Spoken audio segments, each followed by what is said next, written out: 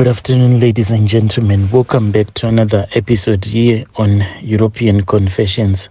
The following story that you're going to be listening to, which was sent to me by one of our dear sister, and the translation of that message that she sent to me, it reads like this.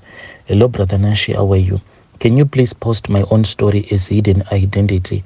My brother, my story, it goes on like this. I have found myself being here in South Africa. So being here in South Africa, there are some guys that I am working for. So these are like your Nigerian guys. So these guys, what they do is that they find some rich customers for us, since I am in this prostitution business and I am still very young, my brother. So when I was still in high school, that was when I started to be very naughty and I started to date some guys, but they were like your older guys, and I was dating another woman's husband, and I then fell pregnant for that man. When he told me that he did not want me to terminate the pregnancy, he wanted me to become his second wife, and I said that one I cannot do. What I did was that I then spoke with my friend. We then went to her grandmother's place. So the grandmother was more like a witch doctor. So the grandmother, what she did was that she said that she wanted to tie my womb so that even if I'll become like as naughty as I wanted to become, then there was no way that I was ever going to fall pregnant until I would have gotten married again.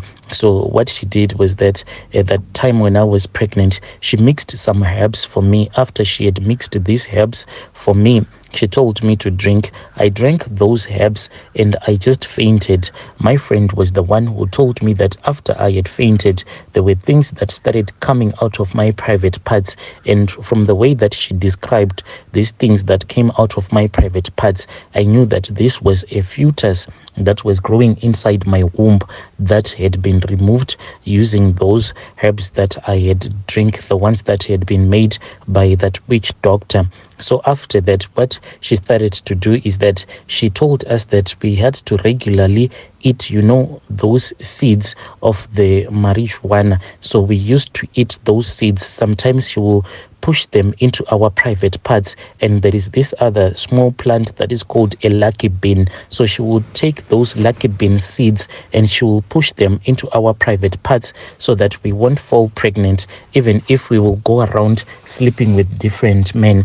I didn't know that she was actually destroying our wombs at that time. So even my friend right now, she is married, but she has since failed to fall pregnant for her own husband. So it then happened that I decided to come here to South Africa. When I came here to South Africa, life proved to be very difficult, and I tried to fall pregnant for some of the guys that I was dating, thinking that if I fall pregnant, then I'll be able to get married. But all the men that I have slept with, they failed to impregnate me.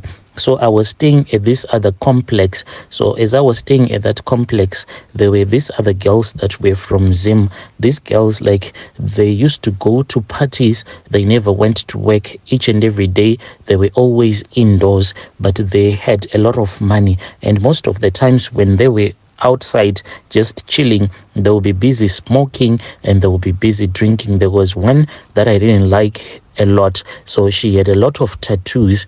So I didn't like her for that. One day when I was going out, because what I was doing was that I would go sometimes to do some piece jobs.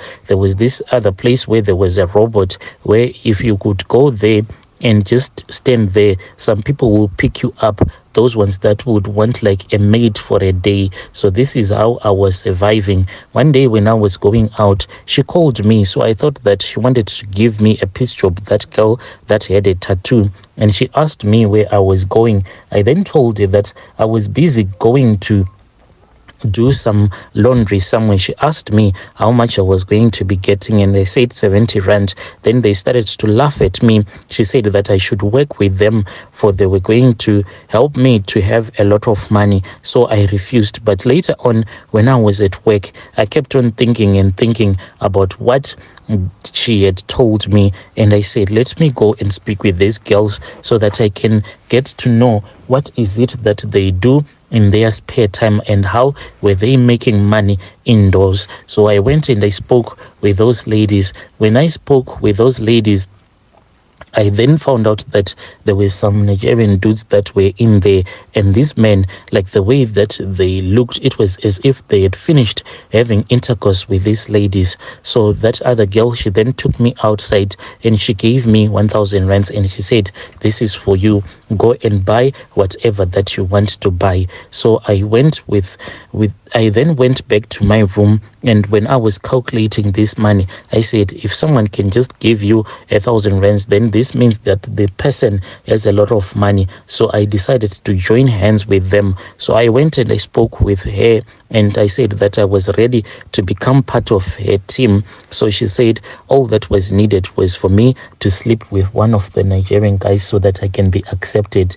She explained everything that was going to be happening. These guys, they have connections in West Africa, like your wealthy guys that are there. So if it happens that they are in South Africa, they would want to sleep with women from Southern Africa, and then they do not want to pick up some women from the streets. They want women that are clean. So since these Nigerian guys, they always have their eyes on us, they make sure that we are STI free. We do not do any things that they do not know, so that we do not give STIs to these rich guys. So I agreed. I said, anyway, let me just do it. So I was told that for me to be accepted into their club, I had to sleep with one of those Nigerian guys. And I said, okay, that is fine. You're my brother. The day that I decided to do that, the men, when he came to my room, I suffered a lot. This man, whenever he comes to sleep with you, because that is the price that you have to pay to be in this club, the more that you sleep with him, as painful as it is, the more that he connects you to the most richest customers that they have. And the way that he sleeps with you, it is very painful. Like the first night that he slept with me, he had this small bottle, and inside that small bottle, I don't know what type of medicine or juju was in that type of a bottle that he had. He drank everything, and after he had drank everything, he then said, okay, it is fine, let us start to make love. My brother, the moment that he stripped himself naked, I wanted to cry, because when I looked at his manhood, the manhood, it is very big. Like when he is walking, his manhood can even reach to his knees. That is how big the guy's manhood is. This is how big his manhood is. It is very long. I looked at it and I was asking myself a lot of questions. Where was he going to fit that very long manhood in my body? But the man, he then came and he started to sleep with me, not giving me any rest. His manhood, it is too big. Like it does not get like fully erect. It is just that when this man is sleeping with you, he does not ejaculate. He sleeps with you all night, and it is very painful. The next morning, I could not even get out of bed with the way that I was in pain. I could not even walk. It was very painful because of his very big manhood. Later on, he told me that he wanted to take me to their traditional healer so that I can fully be accepted into their club. So I was then taken to the traditional healer. I expected to see like a traditional healer dressed up in all of those traditional clothes that we all know, but this was very different. It was just like your normal guy, those Muslim guys that they wear these long dresses. That is what this traditional healer was wearing. I was then taken to another room. When I was taken to that room, that was when the process of removing my womb was done, because already my womb had started decaying after this guy had slept with me. So they removed my womb. Where they took it to, I do not even know. So this is what we did. You sell your womb to these Nigerian guys so that you can become part of their team. Even by the time when I was taken to the traditional healer's house, I found out that there were some South African women that they were keeping there, not against their will, but these South African women, they were also waiting. They had been given these charms that you drink, and after you've drank the charms, so what the charms will do is that it will start to make your womb to decay in your body. So they had some leaves that they had, sort of like a sanitary pad that they had to wear at all the times. This will make your womb to decay even faster. And these girls, they were waiting to have their wombs decay, then they can be given their money. So I do not know where these men take our wombs to, but as for that other friend of mine, she told me that she was given